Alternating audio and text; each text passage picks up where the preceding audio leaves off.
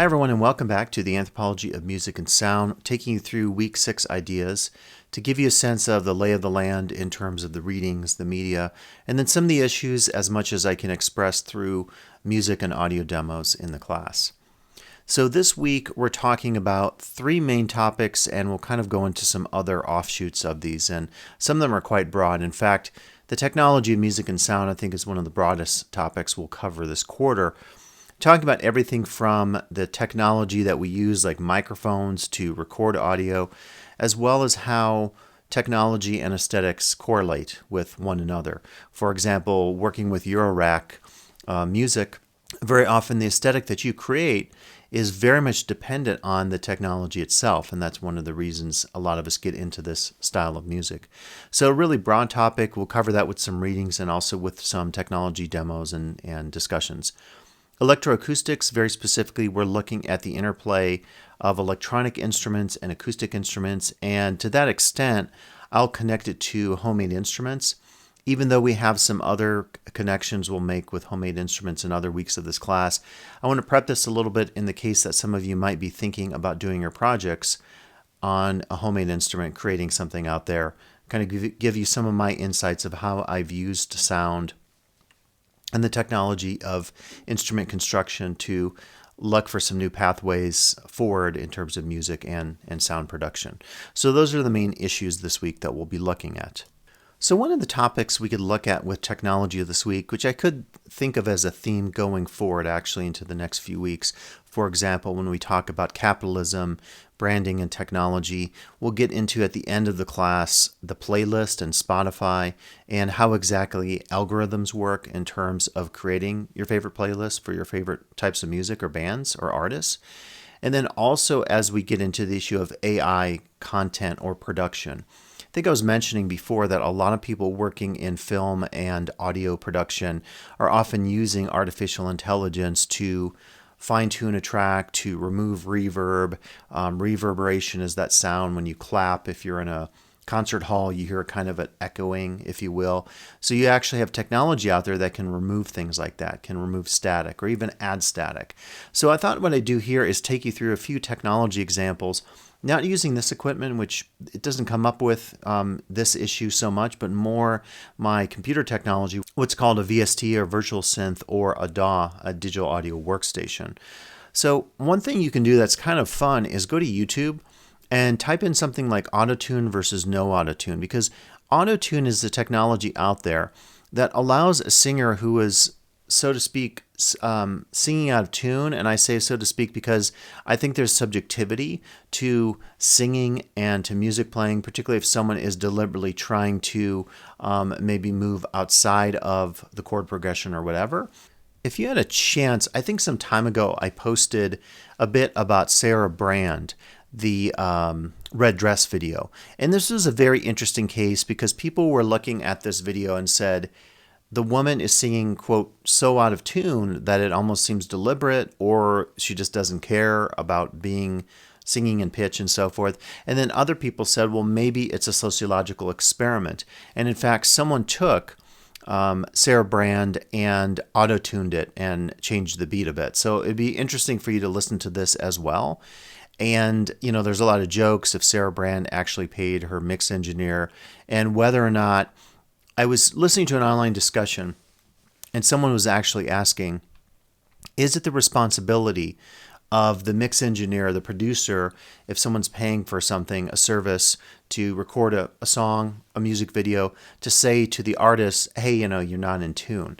And I feel like some of that it becomes subjective and potentially, offensive to the person, because I think there is that phenomenon where we're so expecting perfection that sometimes if someone is not completely, quote, perfect, then we have that strong reaction. Now, the other side of it is there's this whole tradition of, I'm thinking of Wesley Willis, and there was an old opera singer back probably close to 100 years ago, who became kind of a big deal, or William Hung is another one from early versions of American Idol. They became a big deal because they were so out of tune and so, quote, untalented that people found it entertaining. So I think sometimes it gets kind of mean because of social media where people are mocked for this. So the Sarah Brand video, and whether it's a joke or not, if it's real or not, I think really nicely fits with this conversation about Autotune. So in addition to looking at the Sarah Brand stuff, you can check out these examples of Ariana Grande or others. Taylor Swift often comes up. Auto-tuning versus no auto-tuning. There's been some interesting discussion of artists who sound a particular way on recording, and then you hear them in concert. And the question almost becomes like, well, what are you paying for? The artist that you hear, quote, perfect on the CD or the playlist on Spotify, or the artist in concert who maybe has some more extravagant approaches to singing or whatever. The whole issue about Bob Dylan in concert versus on one of his tracks, I think is very interesting. And I even mentioned one of your projects could focus on the voice of Bob Dylan and all the outrage and opinions that his voice has sparked in terms of debate and so forth. So what is Autotune? So Autotune basically is a technology, and I'll open up Logic Pro, which is the software that I use to do all my computer-based music. So what's interesting about my setup is I'm doing things out in this space, which is more my analog and acoustic instruments, but I'm constantly using this space and my small keyboard. I actually have a larger one, but this is really handy because I can do quick chord progressions and simply lay things out, with these mini keys, and it's super easy just to lay down a basic beat or a line of a melody or some chord progressions. So a VST, a virtual synth, basically is using sampling technology and other technology, synthesis technology, to create sound and music on a computer. If you have experience with this, that's a simplified understanding. You know a lot more about this likely. But what's interesting about Autotune, and I don't actually have Antares Autotune, there's another version of it on here, different versions, something called Flex Edit and pitch correction. So what Autotune is you would take an audio file, and so this is an audio file here of someone singing a phrase. And this was just from a sample collection to put vocal lines in like a techno track. And so sampling is taking a voice, an instrument, and then allowing you to play it back. In this case, it's not set up to be pitched on the keyboard. In a lot of other cases, what we do is we call it multi-sampling, where someone will go in, record a violin at every possible note, and then what happens, or every possible pitch. When you play it on the keyboard, because it's multi-sampled, you avoid what's called aliasing. If you play an instrument that hasn't been multi-sampled, you just make one run through and sample the pitch, let's say at a middle C. When you play it an octave lower, higher, you get what's called aliasing. Aliasing refers to the technology that causes the sound to distort. And sometimes if you listen to a lot of techno tracks or EDM, dubstep music, you get a lot of really actually cool and creative uses of some of the, quote, mistakes or glitches of technology. In fact, glitch-based music is often taking static and some of the noise stuff that we talk about in week 5 of this class and using it for aesthetic means. So one of the things I want to challenge you about this week is this notion that there's a sense of perfection that can be applied to music, to sound, to the technology that becomes part of our daily lives as we interact with probably the musical technologies and aesthetic forms that we appreciate. So perfection, I think, is a goal often. You can often do this because you have approaches of what's called quantization. I'll show you that in a second. But sometimes I think this focus on perfection really causes us to lose sight of creativity that is possible with the technology. So I could take this vocal line here, and what I can do is I can turn what's called flex on this track. And what it does is, at this level, it's analyzing what's called the transients.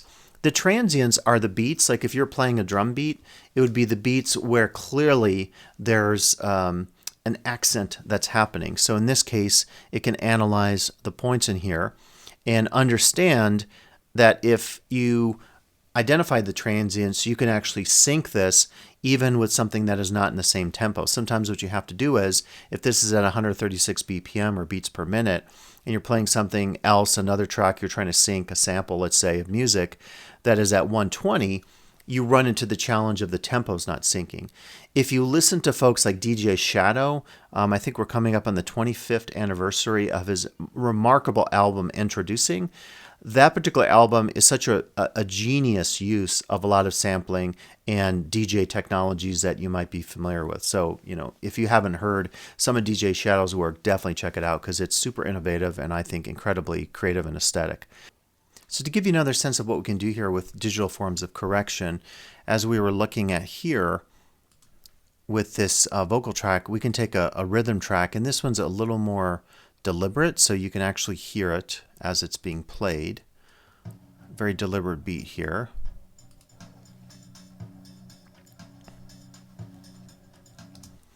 And then what the computer does for us is it actually identifies these transients. So since this is a deliberate beat, every time you hear, say, a downbeat and an upbeat, it's going to then place these in the appropriate regions. And what we can do is we can then go in and actually make adjustments, so we can stretch the time in different ways. And if we wanted to, we can go ahead and go in and splice and so forth. So in this way, it'll still play in time, but at a much slower tempo. In this case, it's faster. In this case, it's slower. And you actually get some interesting glitch effects, but you can see then what you can do is create almost like tempo curves or ramps where it goes slower, faster, slower, faster, and so forth. So it's kind of cool. And again, it's an example of using techniques of automation and processing to maybe do some more creative things as an artist. Not all of these techniques are necessarily going to result in, the artist losing his or her creativity or ability to do something interesting. Now, going back to a pitch example with vocals here, what we can do is we can loop our example. Let me unmute this. And we can loop it and play it. We'll just play it at first at the normal pitch, which is what I've taken. Again, this is just a vocal sample. And so when we play it, it's actually changed. So what I did was I had gone in a second ago and adjusted some of this, and I think that's exactly what you're hearing. So what you can do that is very unique is you can actually fine-tune the pitch on your own. And you're hearing that. And you have the keyboard here.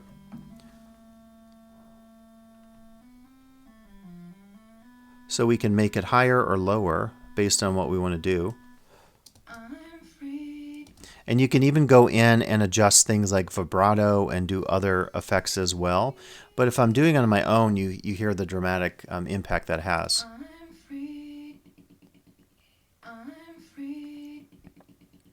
And I don't know what I did to get that stutter effect there. It looks like maybe I made another correction. It might be this one. But the other thing you can do is actually go in and choose an effect. I don't have Antares Autotune, which is the famous one that you hear on a lot of hip-hop songs and pop songs that has kind of that, not robotic-y sound to it, but it's very similar to us. And one of the concerns I have about that kind of technology is over time, production processes, like if a particular production house has an approach to mixing tracks, to doing their vocals, doing their drums, even the sounds of drums, the sounds of keyboards, of their bass, and so forth. Over time, that can create a lot of similarity across the music industry. Now, it can also make for some really cool opportunities for people to experiment and try some new things, but I just worry about kind of that standardization that sometimes happens with some of this technology that we're talking about. So what we can do now is actually put in the pitch correction. So what this does is this will put in a track effect that will take the pitch of anything that you feed in. It doesn't have to be a vocal, but typically you do this with vocals, and it'll, quote, correct it. And you'll hear a pretty dramatic difference here. I've changed the scale. You can choose all the different scales that you want it to essentially quantize the pitch to. So listen to it now. Again, we're getting that weird stutter effect at the end. Let me just, I was going to say I could shorten the loop a little bit. I'm free, I'm free, I'm free, I'm free, I'm free, I'm free, I'm free, I'm free, I'm free, I'm free, I'm free. And you see at the bottom here how crazily the pitch is shifting. So this is an example then of using technology to, quote, improve on something, but I think maybe it would be important for us to not think of it this way. When we talk about some of the issues this week that we're discussing, I have on here the issue of perfection, again, what we notice with mixing techniques and using effects like Autotune, and then also automation. And we'll talk about automation with apps and some other examples. Another thing I think that's kind of interesting is what we call quantization that happens typically in the playing of rhythms, although you can quantize using, for example, some Eurorack modules back here, which would allow me to take a pitch coming into a module and say quantize it to at A minor scale, which could be really useful for the purposes of maybe trying to create a particular aesthetic in a key. And I'm not automating it per se, I'm just simply trying to hone things into my ear or whatever aesthetic I'm trying to develop in terms of the tonality of it, the chord progressions, etc. But what gets interesting with quantizing in rhythms is the fact that you can get a lot of your playing to be in time, just like we could get our pitch to be in pitch with a particular scale. So what I can do is I can load up here let's say like a piano sound, and then I'll just play a rhythm and show you how this works. This is what we're working with here, actually, these are called VST or virtual synth instruments, and each of these has a different approach. So like you can have an entire sound library just focused on horror sounds. You can have another one that is like an electric guitar. And so what you do is you purchase these. There are some free versions, but you purchase these and then you're able to create different types of sounds. And, in a sense, theoretically, it's like, well, you don't have to have an upright piano. You can have the VST. That being said, even with sampling, and multi-sampling basically refers to sampling every pitch of an instrument, in this case, every pitch of that piano. And then what it allows us to do is have greater accuracy at different octaves. Because what happens is if I sample something at this C here, if this is like C2 or C3, and then I play lower down to C1, C2, C0, and these are just the different octaves, something called aliasing happens. If we don't have every key sampled, as a lot of these libraries do, we get into some really like distortion effects in terms of the fidelity of the sound that's created. Now, I've heard artists use that to great degree, like you'll hear vocals sometimes pitched down 3 octaves, and they want the aliasing, they want the inaccuracy or the lack of fidelity to create an aesthetic appeal. So again, when we talk about perfection this week, I think we have to really consider that it's a moving target and there's a lot of subjectivity involved, and we can't necessarily say that a technology that allows you to say multi-sample piano is going to be good or bad for you as an artist. It depends on the application and how you're using it in your sound design, in your musical approaches, and so forth. The other thing they do is they often will sample different velocities when you play a piano. You can play it loud or soft, and they will often do that as well because there's different resonance and overtones and timbres that develop when you're playing an actual instrument.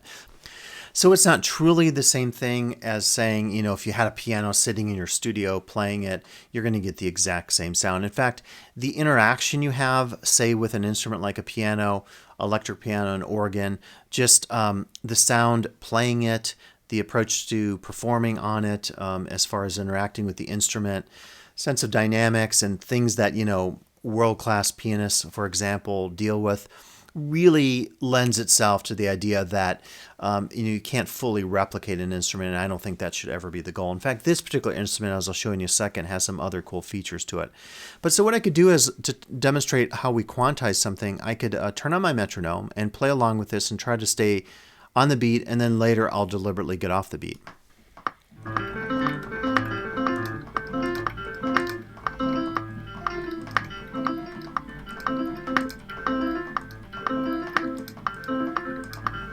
Okay, so what'll happen is then, when we click on our track here and look at our grid, if each of these represents a different subdivision of the beat, you could see that, something like this note here is not quite right. Now, again, I'm saying not quite right. I'm really challenging us to think about this idea that something is right or wrong in terms of using this technology. What I could do, though, is automate this a little bit, and first thing I can do is change the dynamics. So this can sometimes be handy, like if you're doing dance music or something and you don't want a lot of velocity variation, like on a piano where there's a soft note and then a louder note and an in-between note. What I can go in and do is any number of edits that allow me to really control the performance. So I can hit operate on this, and now these will all be the exact same velocity, which can be useful depending on what I want to do. Now you see you can hear that they're not in time even without the metronome. You hear that. So now I want to do quantizing. So what I can do is tell it to put every note that I played closest to whatever beat subdivision I'm looking at. So if I want 16th notes to be my quantize ratio or value, I will click on 16th and watch what happens to all the notes. They are adjusted to the closest grid. And so now when we play it, it's on the beat.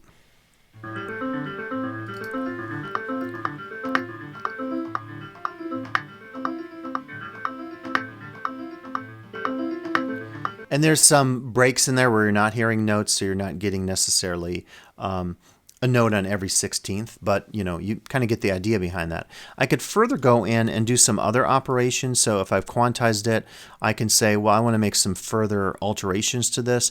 And there are a ton of other things you could do if you're interested, for example, in using automation to do some randomization. I can choose random pitch, velocity, and length. This will be really trippy when we do it. I hit operate and look at how different this is.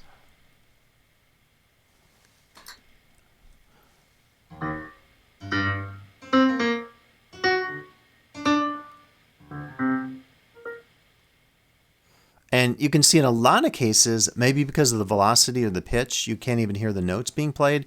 So again, you have to really experiment with a lot of this. But what I like about the possibilities of using this level of automation is it actually can take your creativity in some new directions. The other thing I would say about this is that if you're deciding that there are certain things that you want to automate, just like you're in Microsoft Word and you're a writer and you want Word to check your spelling, it doesn't mean that it's going to make you a worse writer because you're checking the spelling. It just means you're automating some things for the sake of your own time and convenience. Now, you get into something like Grammarly as a writer, and if it radically changes your voice, like if it takes you out of the passive voice, if you write in the passive voice more into active, well, if that's not your style as a writer and your unique voice, it could actually raise some issues about, say, authenticity. So I encourage you to think about authenticity this week in terms of how any of these computer technologies might impact, say, your work as a sonic engineer or as a musician.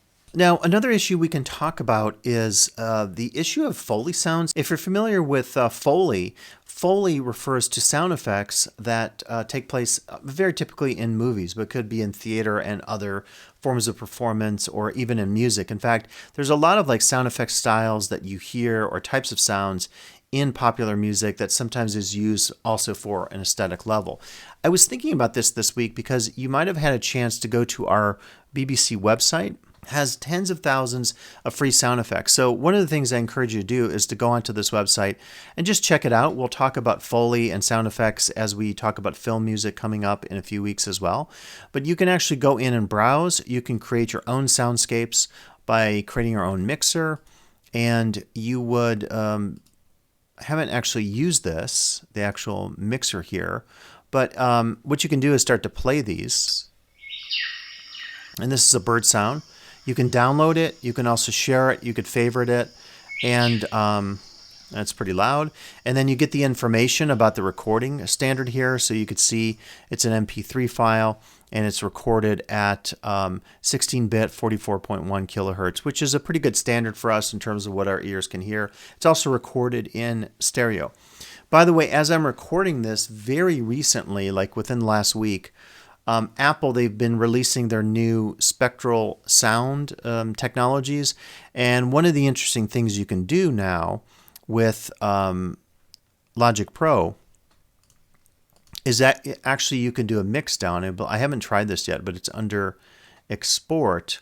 And you can do it in this new Apple format, which allows you to have like really interesting, almost like surround sound spectral processing. So it's kind of interesting working with some of this technology where you can even affect how the sound appears in the field. It's not just left and right in terms of panning, but front, behind, center, on top of you, below, and so forth. And that gets pretty cool when we get into that new level. So for these sound effects, though, they're recorded in stereo. But I encourage you to look at some of these and just think about, again, kind of connecting maybe to soundscapes and our later discussion of Foley this week and in a few weeks. What sound effects say just about our culture? Are these, would you call these like little memes or bits of sonic information that take on a certain like quality to them and they become almost famous by people remembering certain sounds? There's a particular instrument, I have a clone of it called the R2600, and this was famously used in Star Wars to create the voice of R2-D2, along with a human voice that was patched into the actual instrument through the external in using a microphone. So sound effects, I think, are very interesting because they have the ability to create very iconic feels, say, in a movie soundtrack. In fact, when we work with VSTs, again, these are the instruments that we use to create particular sounds. And one of the things you can do with VSTs is really custom tailor the type of sound or the sound library for the use. This is a particular library I haven't used much at all. It's called Thrill, and the idea is this is for horror atmospherics, and you'll get a sense of this very quickly when I play it. And you can actually go in and adjust parameters.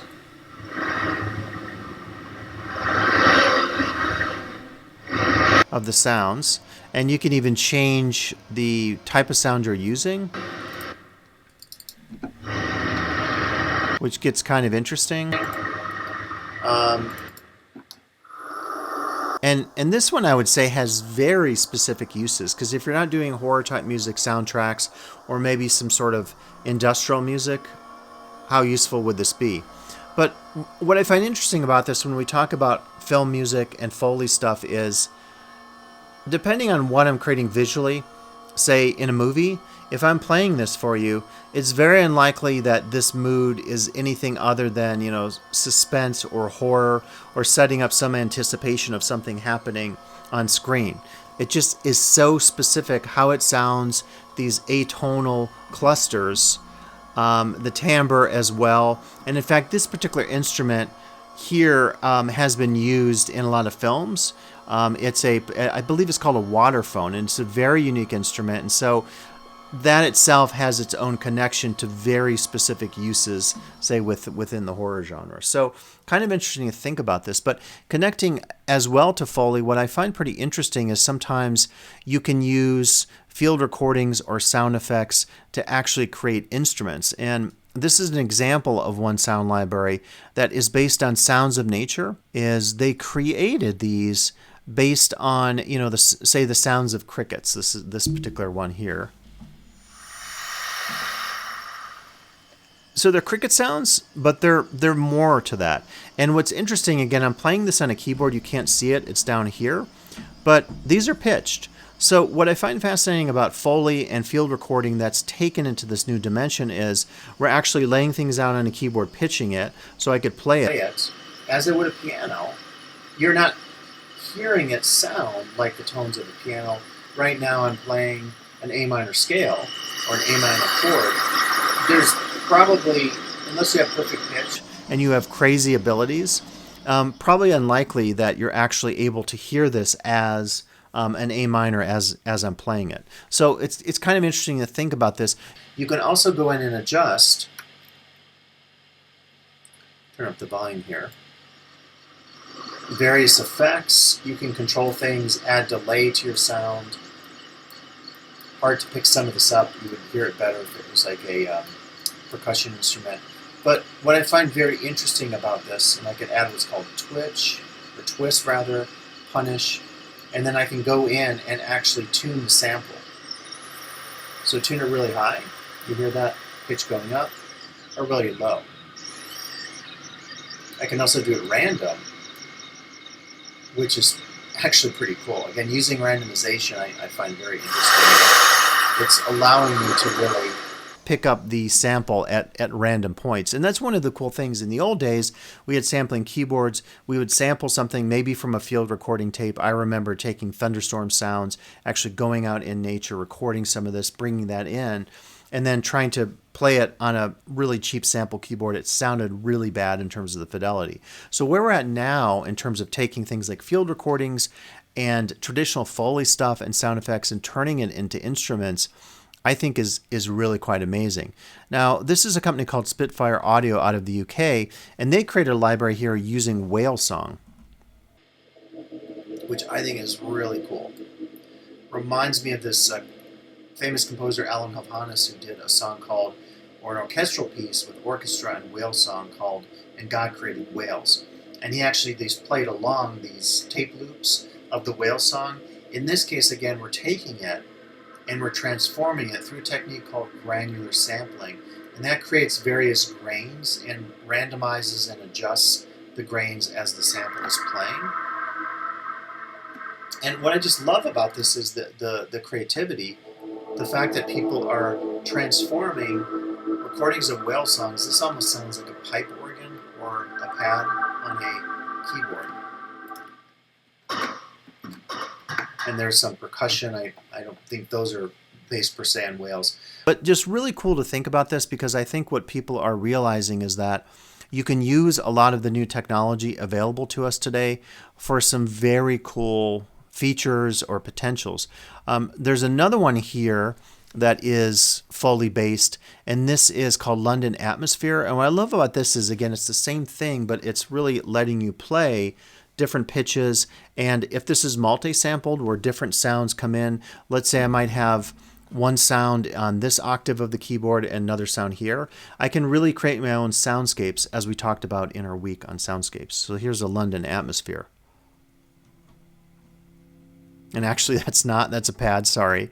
I'm looking for the one here that is specifically, it might be this one.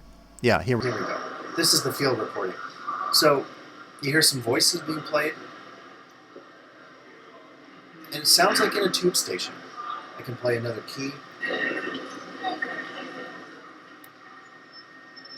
Hear kind of a squeaky sound there.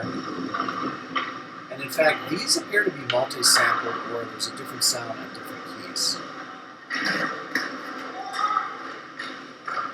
So that's like super cool, right? Because again, it's like that Foley technique of what you can get with the BBC Sound Archive, but it's on a keyboard and you can really customize everything about that sound and how it's played. So if any of you want to do work with soundscapes for projects and so forth, you could really get into some of these issues, because we're now taking field recordings and techniques used years ago in different ways, and now transforming that approach and making things even more musical and possible in terms of creating like your own unique soundscapes.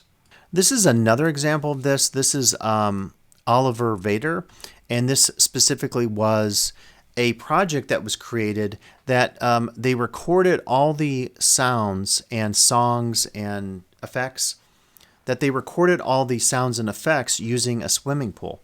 And I haven't messed with this too much, but this is a vocal trio.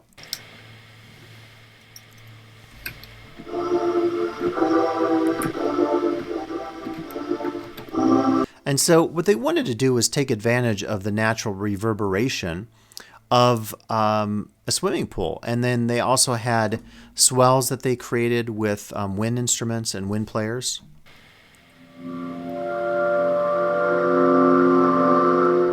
And that's just really nice there. And again, I can go in and affect, this might be the reverb amount.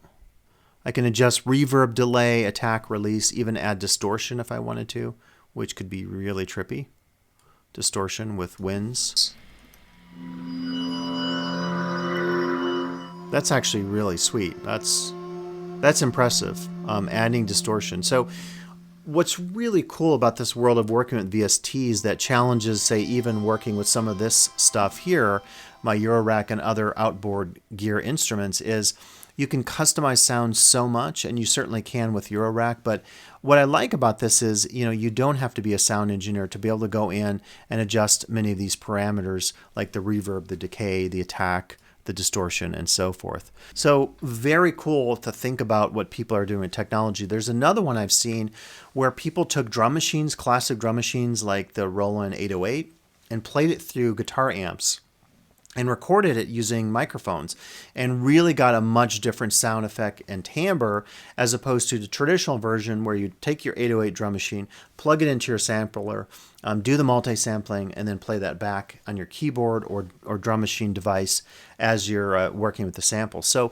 people are really thinking of creativity that use a lot of these techniques of sound recording that are based on, say, earlier experiments like the musique concrète folks, the French doing stuff with tape and electronics, using test equipment to create sounds. I just saw a sound library that uses test equipment. So there's a level of creativity and use of technology right now, particularly in the world of computer-based music and DAWs and VSTs, that was never there years ago, and I find very interesting and very possible in terms of pushing some envelopes with the avant-gardes, as we talked about in week 5 of the class, and also really focusing the artists on the potentials of using technology and creativity in some interesting senses. And one of my slides this week, I really encourage you to think about this idea of the connection between technology and aesthetics. When I'm using particular instruments, I really like to think that these two, and I should have the arrow going both ways, that these two are really intertwined with one another, and we don't have to look at some of the negative aspects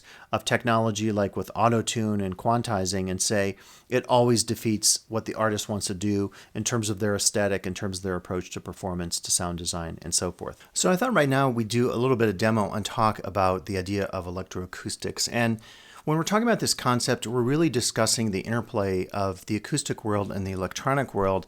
And it's actually super broad. If you wanted to, you could go to, of all places, sometimes you'll discover actually there's some good starting points on, of all places, Wikipedia. And what you could do is really look at examples of who's done electroacoustic music. And again, this includes everything from tape music to using all kinds of quasi-synthesizers like test equipment, even using recording equipment in some interesting ways. For this week, I've given you some great media to look at. This one in particular here, this group in France, they're pretty interesting because what they've done is they've tried to replicate the original techniques of some of the musique concrète folks. And so when you just see it visually with loudspeakers and different devices, you get a sense of how the possibilities are endless here in terms of using some of these approaches. And this one is, I think, just really phenomenal and interesting to look at. And talk about expensive equipment. Don't even get me started on that mixing board there. So you can check that out. There also are some acoustic samples here of Pierre Schaeffer's work in the world of musique concrète. If you're curious, going back to Wikipedia, there's a good discussion here. If you click on musique concrète, there's a good discussion of some of the approaches, some of the individuals involved. This is the group here from France that I was talking about that you have a sampling of in the contemporary period. And then all these initial tools that were used beginning in the late 40s, record players, mixing discs, filters, microphones, forms of sound transposition, magnetic tape. And then you get into these very specialized devices that are really hard to describe. You almost have to hear them and see them in action to understand them. They're that complicated. And again, this was happening in the 40s and the 50s, and just pretty amazing to think about the level of creativity and how people like Pierre Schaeffer were using devices maybe that didn't have this original intention. And one of the things I read about electroacoustic music is this idea that the notion of play and really experimenting comes into fruition really in these examples of musique concrète and other electroacoustic experiments. So check that out for this week because I think it could be really valuable to get some visual and auditory examples. Let's jump over here and see how some of this might happen. And in particular, I want to focus on the idea of electroacoustic in terms of some of these homemade instruments. If you're at all interested in doing some of this, maybe in your final projects, let me know and I could give you some advice, but we'll go over some of the techniques right now. Okay, so what I have set up here are a variety of different instruments, and some of these I've actually featured before. So one of the things I like doing when creating instruments, and by the way, I'll share a video I have that talks a little bit about sourcing parts and items, say from your garage and stuff. But one of the things I like doing is first thinking about what the device is going to be. Will it be a percussion instrument? Will it be a hybrid instrument, something like this, which is almost like a string instrument, but not quite? Will it be, say, taking the idea of traditional kalimbas? Will it be something like a kalimba that has like new dimensions and that takes advantage of found objects, including all different forms of metal, and then these mounting terminals that are used for electrical purposes, doing electrical fuse box stuff in the real world. You could also look at something like this, which is my experimental string instrument, and I'm going to play all these for you. So one of the first things I like to do is to figure out how to house the device, and a couple of considerations might include what exactly is the device going to be, what kind of electronics will you need. The very simple thing that I do in a lot of these instruments is I find some of my piezo microphones, contact microphones, and I actually put these inside. I solder them and glue them, epoxy them, so that I can have a sound generation source. So I'm taking the vibrations coming from these various instruments and I'm translating that into sound, or also into control voltage to use in a number of different dimensions here. The other thing you might have would be an audio output, and the audio output is going to allow you to, again, take a signal out of here, that vibration that is either going to become audio information or control voltage information through what we call an envelope follower, which will translate anything hitting or scraping against a surface. That'll translate that into an electronic signal, and then that signal can be used to control anything in this whole arsenal of electronics that I have. So the envelope follower is one of your best friends as well if you get into this. Everything here, I'm adjusting the gain through this sound box. And the minute I turn it on, you're going to hear something here. First, I have this instrument set up, so I'm just going to play through this a little bit. What I have here is an instrument, I call it the Sonic Forest. I have a spring on the front, which I'm demonstrating here principles of electroacoustics. I'm taking an acoustic device. Again, I'm translating this spring piece of metal, right, a coiled piece of metal, into sonic information that gets fed into a reverb actually over here on that side of the room. So the electroacoustic side of things is getting the unique principles that I can really only achieve using a spring, and then transferring that into reverberation, which I can alter in various ways.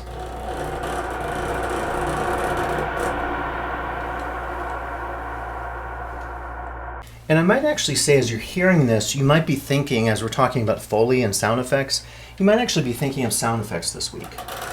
And just hearing this, because of the sound that it is producing, that sounds really has like almost a horror kind of meme to it, or feeling to it.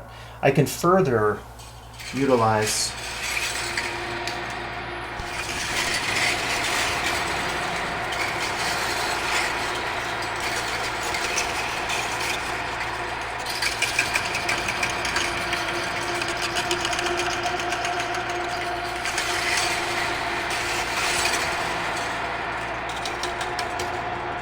what I like about using something like this is there's a lot of elements that come in contact with one another and they interact with one another in some unpredictable ways. And then also I can use kind of the effects of that sound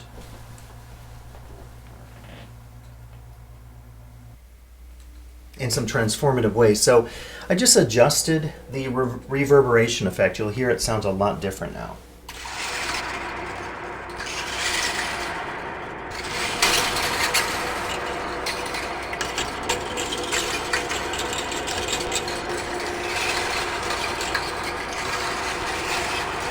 Has less of a tail on it. I could even do something like a reverse reverb, which could be even more interesting possibly. Again, it's a lot of opportunities for experimentation.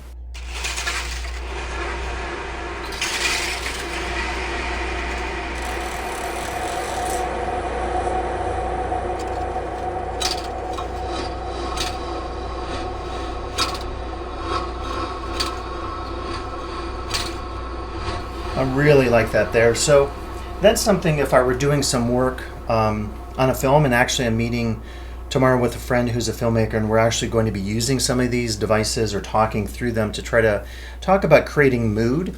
If you ever get to see the film called The Witch, has a really incredible sonic design that takes advantage actually of some higher end versions of these kinds of electroacoustic instruments. But listen to this sound right here with a reverse reverb.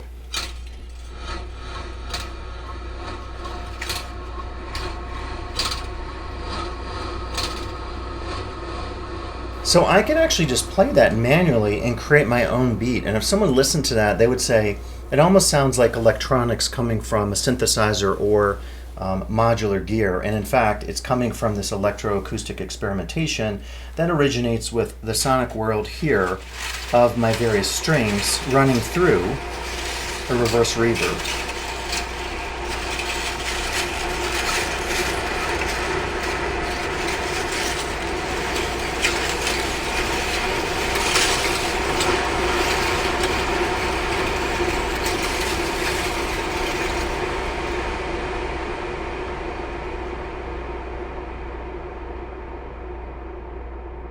Get a nice tail there on the reverse reverb. So if you're making an instrument, when you think about the consideration of what's going to house your instrument, you might want to think about resonance. I like wood. This particular microphone box here, which we can plug in.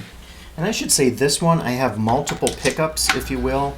So what I can do actually is get different sounds depending on where the contact microphone is relative to what I'm hitting. But this one was really a nice find. It's an old microphone box, and I wanted to use it because of the resonance of it.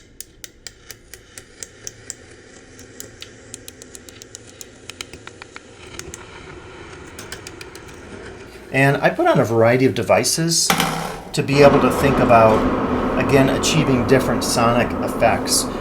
These large springs, I would almost call them bass springs compared to these sort of treble or alto springs. Have really good quality to them. I just love them, absolutely. They're just amazing. And as a percussion device, which is mainly what I use this device for, it has some of the best timbral sounds I've achieved with springs.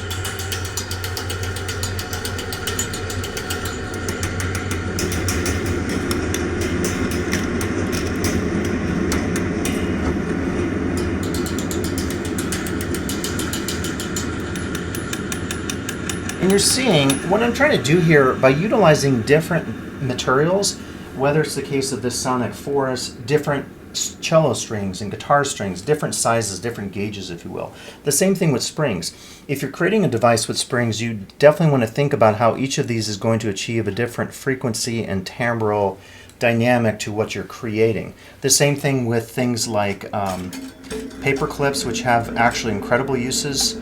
And I've kind of created almost a quasi-kalimba here. And I've got a really big reverb right now, as you can hear, so you're not going to maybe use that kind of reverb if you're doing, percussive kind of beat, but for effects right now, it's pretty interesting, I think. So each of these has a different sonic, a pitch, a frequency to them. And if you wanted to, I've said this before in some of these videos, you could take a tuner, and in some cases, it depends on what you're plucking or hitting, you could actually tune things. And that could be handy, just like you would tune a kalimba to be able to play it to varying pitches.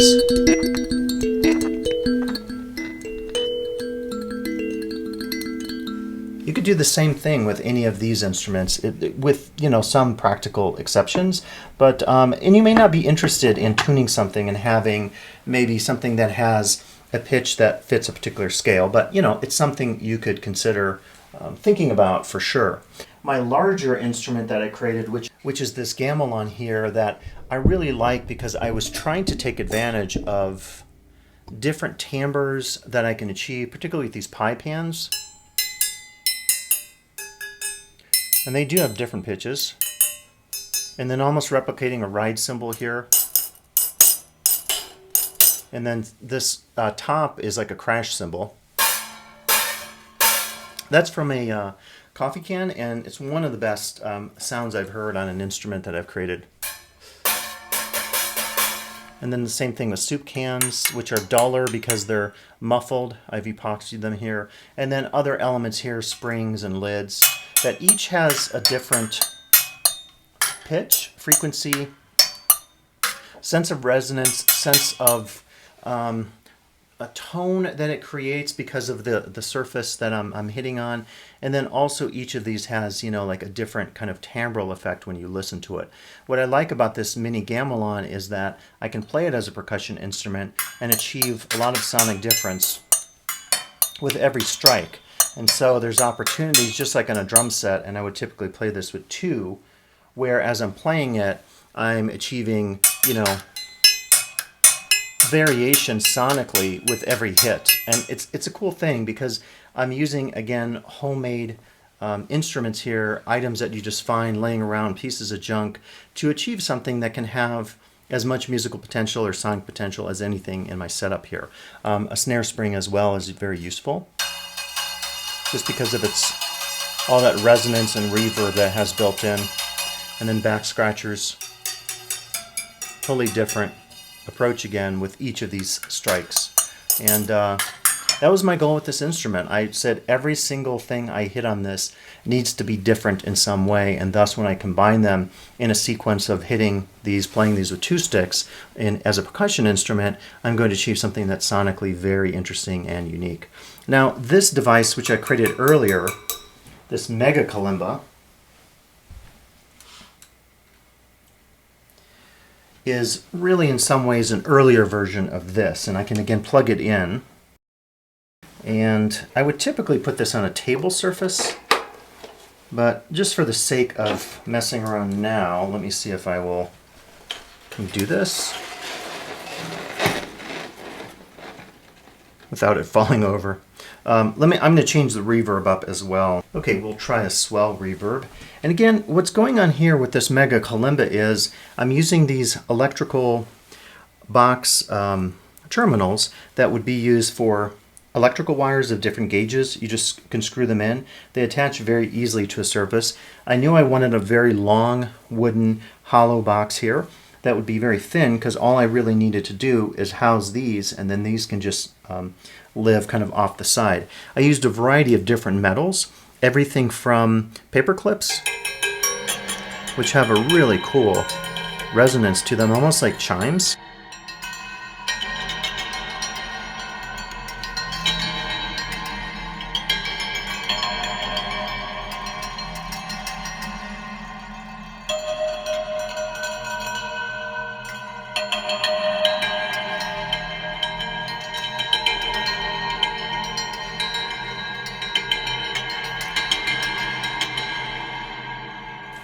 That's killer. I don't know what you think of that, but that's just a really killer sound. And those are just those large paper clips. I just bent them, stuck them in there, screwed them down. These I cut down some. I just picked up some various metal rods from the Home Depot, and I just thought maybe they'll sound different, kind of pitch-wise.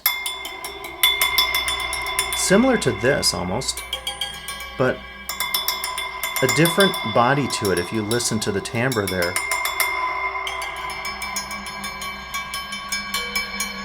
Sounds like more of a chime, and then it buzzes more as it kind of oscillates, and then these are more solid and thick but have such a great timbre to them as well.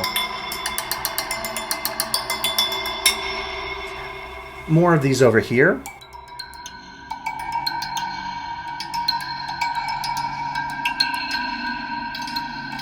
I can scrape things as well. The other thing you might do if you're creating an instrument, after you think about, again, resonance and the device that's housing what you're creating, think about mounting, whatever mounting is going to involve. In this case, I'm using these terminals. And then think about what you're trying to achieve sonically. Are you going to be beating something, strumming it, plucking it, hitting it?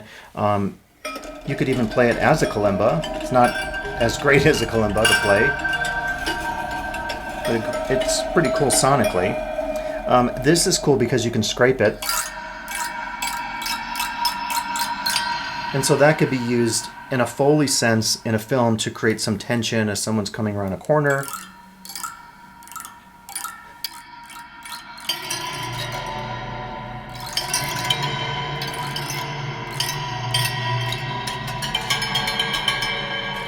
So What's pretty amazing, I think, about electroacoustic experiments like this is, again, you have this, a pickup, again, something to maybe help you with the gain adjustment, because sometimes the contact microphones, you have to really boost the signal, and you could get some interference. So you do want to go online and look at schematics for doing simple circuits. They're pretty easy to do, but you sometimes get some buzz or hum in your field, and it's definitely something to think about, the grounding of any of these homemade devices. You won't hurt yourself, of course. There's nothing here that can harm you, but it's definitely worth thinking about, you know, when you're creating something. Oh, by the way, I didn't plug this in for you, but my Sonic Forest, for an effect, I added some lights here as well. So this lights up a little bit, if you can see that. And so the other thing you could think about is creating devices and having some aesthetics to them as well. You could get really fancy with the wood and doing staining, and I don't consider myself a great person with wood, but I do enough to get by to create and house the instruments, and then I generally will I have a very simple table saw, and then after I cut everything down, I could show you the best wood glue out there, and let it dry. You definitely want a series of clamps of all different sizes, and typically you'll use these to hold the surfaces down for an hour or so. You don't have to generally wait 24 hours, but once you do that, you'll have a very solid instrument that is sealed on all sides. And again, you could do staining of the wood. You can use all different varnishes and lacquers on your wood to make them look nice and so forth. But this one is very cool because I found I could achieve almost sections, like sections in an orchestra, or you'd have strings and brass. In this case, you know, you would have different types of metallic sounds, and I wanted it to be entirely metallic. You can also use wood. If you put wood in these terminals, it works really great, but a much duller sound. So the wood in here would achieve an effect. You can actually hear it there a little bit, but it sounds a lot better if you stick it in one of these terminals. I don't have my screwdriver now, or I would show you. So again, we could do different effects here.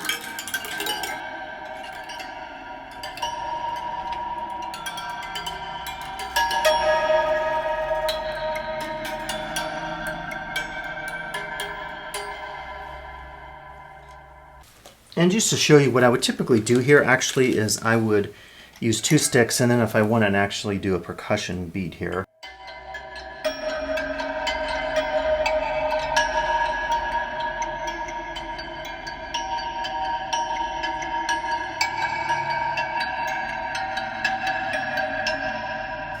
The reverb sounds nice, but it's a little heavy.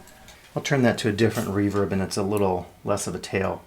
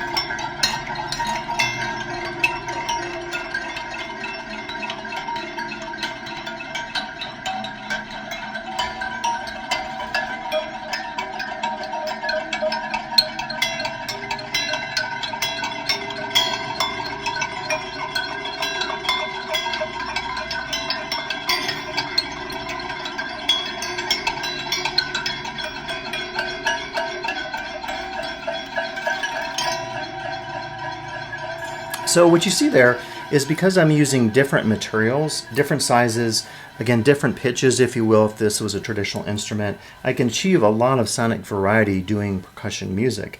It's also inspired by the work of John Cage and others with the prepared piano, because the prepared piano really turned the piano back into a pure percussion instrument. The piano is a percussion instrument in theory. We don't typically think of it that way because it has such melodic import that it brings to music, but of course you're hammering, and that hammering with the prepared piano version basically inserts objects like these or bolts or screws to create a more percussive effect that sounds really actually similar to this. So again, this is a kalimba that you could think about creating, and actually kalimbas are fairly easy to make. And the idea behind it was to take a series of strings, again of different sizes and types, ranging from cello strings to trying to think on here, maybe dulcimer strings, and I also added some springs so I can do my effects. But I was more interested in the plucking sound of these.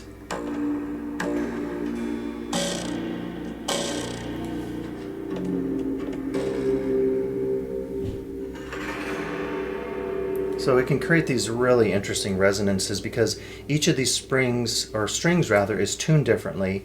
And I'm using dulcimer pegs on these to actually achieve the mounting. Dulcimer pegs on the bottom and then just simple bolts up here. But because these are tuned differently, they create this dissonant effect.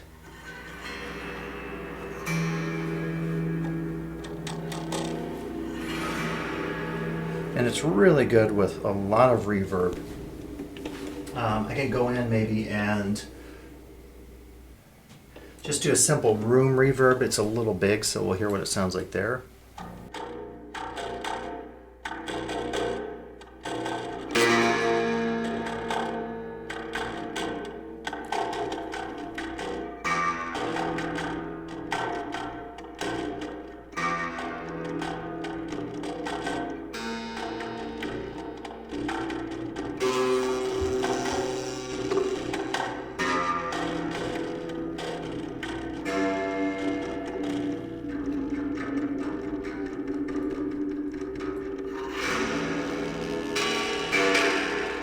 And you can actually do quite a bit with a string instrument. I often like to play them with a percussive device, not just pluck. So.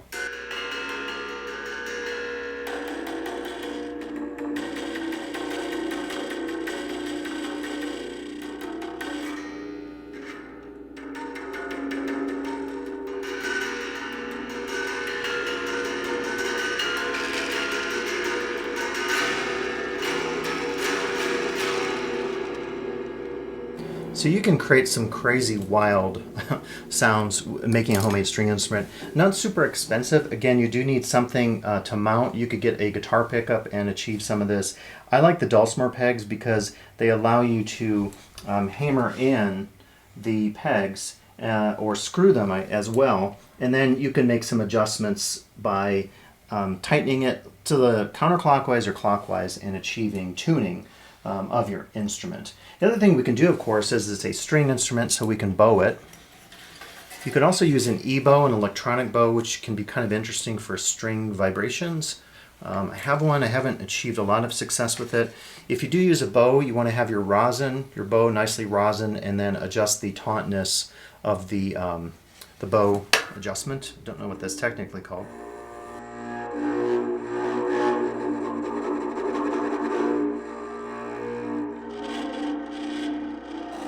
And because of the way I've mounted these, you get kind of vibration from the bolts.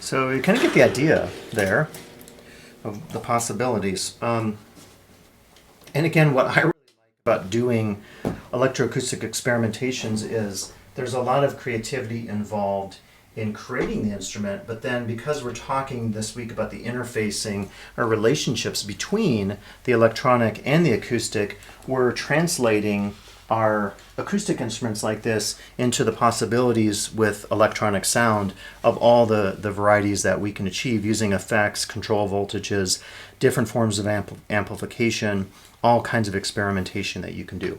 So if you're thinking about creating an instrument for your final project, let's have a conversation because I think you could definitely do some really interesting things.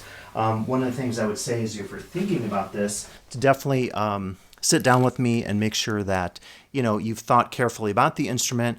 Probably want to have a conversation about what you want to achieve creating this instrument, how you want to use it, and if you're doing anything with electronics, another consideration. Once you've created the instrument, think about recording it and how you'll achieve the sound you want to achieve.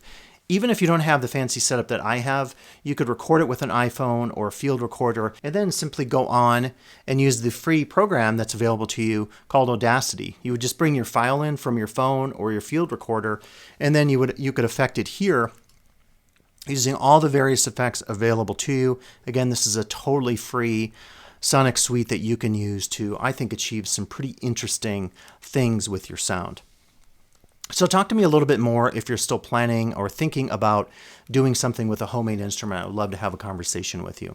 Now, we can talk a little bit about automation. And by automation, I'm talking about the idea, we've talked about some of this already, that you can have your computer, whatever technology you're using, do some of the work for you in terms of any number of things. One thing that is being done today is if you have a recording that has reverb in it, you can use artificial intelligence to take out the reverb. And reverb refers to if you're in, like a cathedral and you clap your hands, you hear kind of the echoes of that. And that's based on natural acoustics. What happens is we take natural acoustics and then bring it into the world of VSTs and DAWs, and then we create our digital versions of it. And I've seen programs that actually will say you can choose a canyon versus a swimming pool like we saw versus a small drum room and so forth. So one of the things I sometimes do with automation is I work on this with mastering.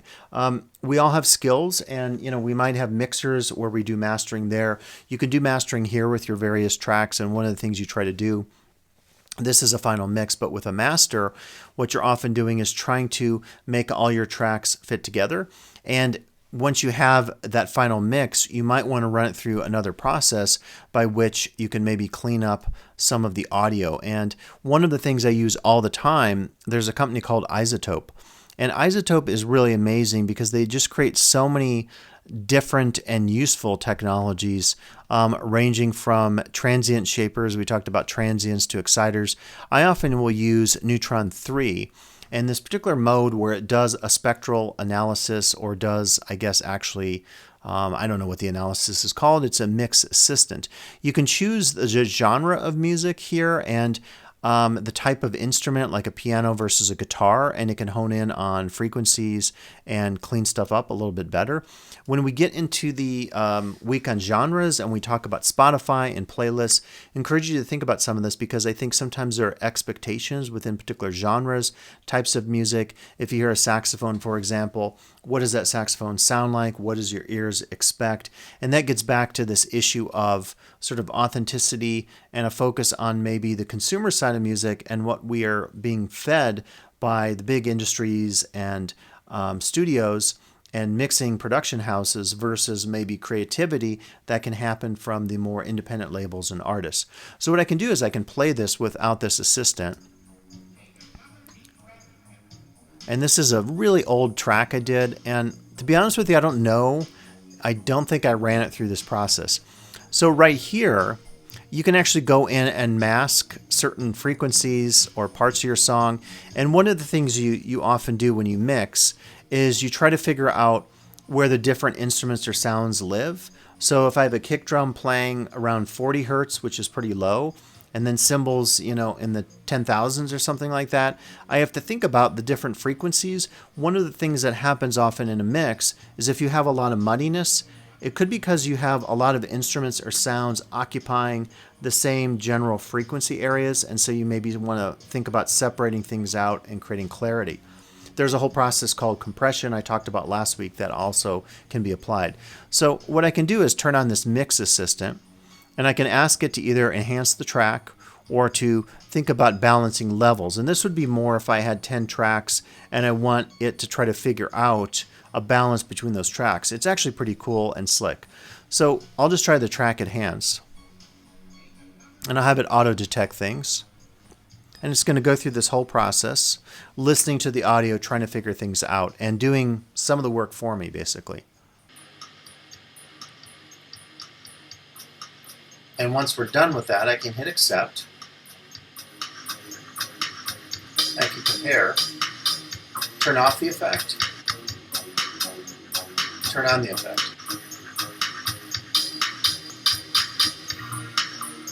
So I'm definitely hearing more of the high frequencies coming out in the automated version. And I think that's this curve here. I think when I turn this off, you can hear the highs go out. I turn it back on.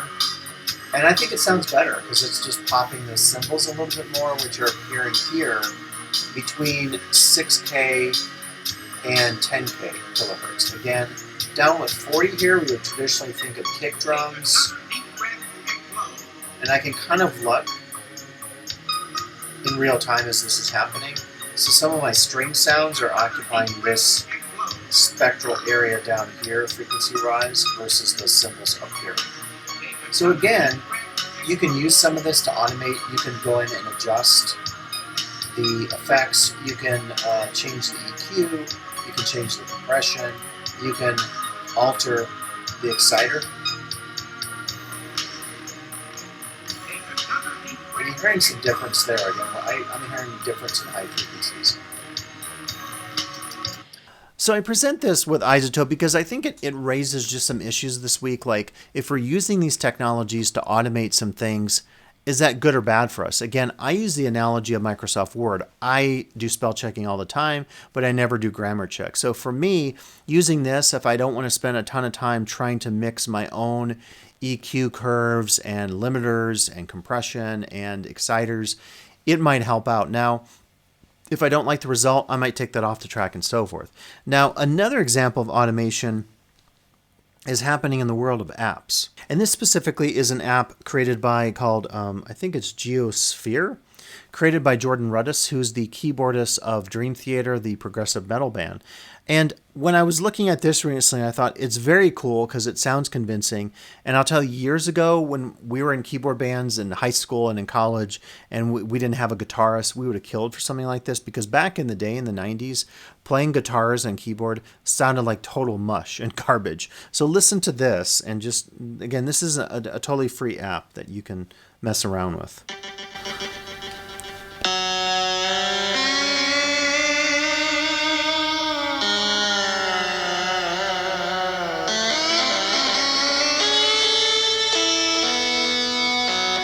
And you can control like the vibrato, the amount of bend. You can do whammy effects on this. You can choose harmonics here, just like on a guitar. You can choose if you want it polyphonic or monophonic. And the other interesting thing, to go back to quantizing and scales and stuff and automation, is it has like the notes listed out here. So if you play multiple notes at a time, it'll always keep it in tune in the right key.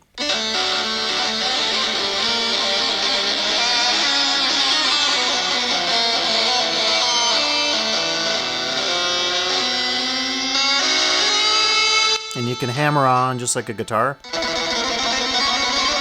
Sound like Yngwie Malmsteen or Buckethead, or your favorite guitarist. So this is pretty cool, right? It's free, it's fun. Now playing this, right, like, would you say, well, if you just did this and tapped your fingers and played cool guitar sounds, are you a musician?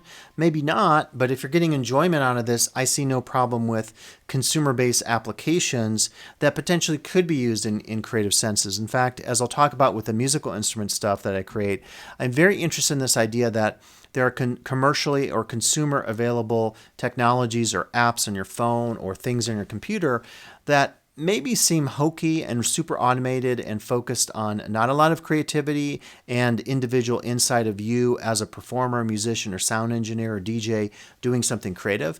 But the limitation there is maybe just your own creativity. It's not the app itself or the technology. Now, would I use this in a track? Probably not, but it's pretty darn cool. So if I was bored, I might play with it and enjoy it for what it is. It's a totally free app. And so I think as we talk about automation and perfection this week, we really do have to think again about that role of the creativity of the artist, the musician, the sound engineer, DJ, whatever, and not get so maybe hung up in this issue that the technology to go back to that relationship that I posed to you earlier between aesthetics and technology, we shouldn't assume that the technology is always holding back the aesthetics or the reverse. So just something to consider this week as we have some conceptual debates in our minds and on our discussion boards about technology and aesthetics.